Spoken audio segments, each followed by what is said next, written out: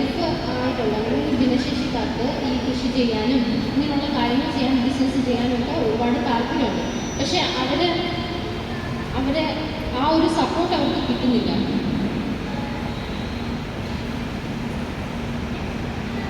Okay, തമിഴ്നാട്ടിൽ ഈ സൗകര്യങ്ങൾ അവർക്ക് ഒരുപാടായിട്ട് കൊടുക്കുന്നുണ്ട്. തമിഴ്നാട് ഗവൺമെൻറ് അപ്പോൾ അവർ കൃഷി ചെയ്യാനായിരുന്നാലും ബിസിനസ് ചെയ്യാനായിരുന്നാലും അവർക്ക് ഒരുപാട് സപ്പോർട്ട് കൊടുക്കുന്നുണ്ട്. പക്ഷേ ഞാനിവിടെ വന്നപ്പോൾ എനിക്കത് കാണാൻ പറ്റില്ല. അപ്പോൾ ഇത് ഇവിടെ നടക്കുമെന്ന് പറയുന്നുണ്ട്, പക്ഷേ ഇതുവരെയും അതൊരു പ്രാബല്യത്തിൽ വന്ന് കണ്ടിട്ടില്ല. നിയമസഭയിലുമൊക്കെ അത് സംസാരത്തിൽ വന്നിട്ടുണ്ടെന്ന് എനിക്കറിയാം. പക്ഷെ എത്രയും പെട്ടെന്ന് സാർ അതൊന്ന് പ്രോസസ്സ് ചെയ്ത് കിട്ടിയാൽ വളരെ ഉപകാരം. വളരെ പ്രധാനപ്പെട്ട ഒരു കാര്യമാണ് അദ്ദേഹം പറഞ്ഞത്. കാരണം കേരളത്തിലില്ല, തമിഴ്നാട്ടിലുണ്ട് എന്ന് അറിയാൻ കഴിഞ്ഞതിൽ വളരെ സന്തോഷം.